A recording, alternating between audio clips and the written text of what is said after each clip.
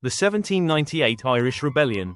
By Utka History 1942. The 1798 Irish Rebellion began and was sparked by years of discrimination against Catholics and Presbyterians, and the widespread poverty of the majority Irish Catholic population of Ireland. The rebellion was supposed to have the full support of the French, but they failed to arrive in full force.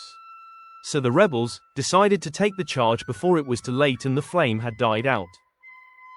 Uncoordinated uprisings and revolts began in different areas and regions of Ireland.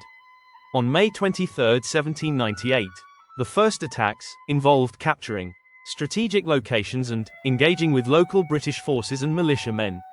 There was significant fighting in the Irish region of Leinster, especially the county Wexford. Some rebels did achieve success, such as where the rebels achieved a major victory against the North Cork militia at the Battle of Ullart Hill. But the British and Loyalist, Protestant, response was quick and often brutal to the local rural Catholic population.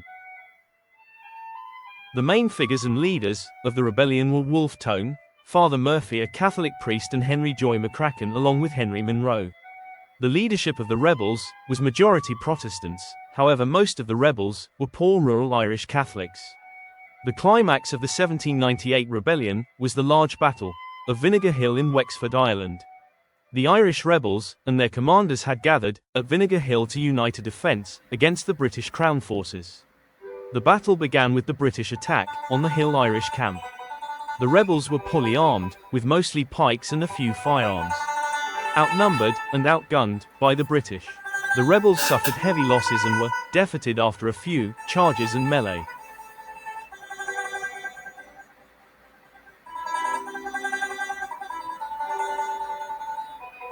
The aftermath and legacy. The Battle of Vinegar Hill was a crushing defeat for the Irish rebels. It's estimated that around 1,500 lives were lost in the battle. The battle marked the end of the organized rebellion and rebels. After the battle, several key leaders of the rebellion were put to death. The only part that remained of the rebellion now was pockets of unorganized rebels that began guerrilla warfare that was unsuccessful. A French force did arrive after the battle, but it was too late and they were defeated in the Irish county of Mayo.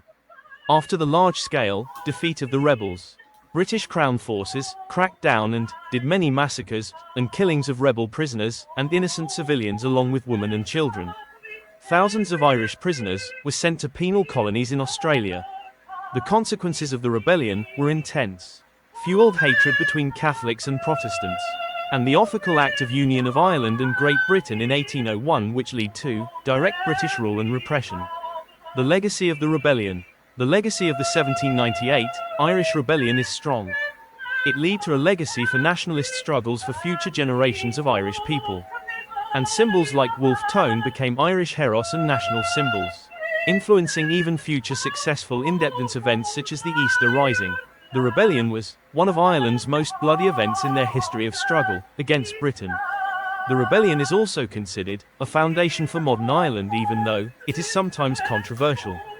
There is many monuments and famous Irish songs and cultural pieces dedicated and written about the 1798 rebellion, such as the Irish song, The Wearing of the Green, or The Boys of Wexford and The Rising of the Moon.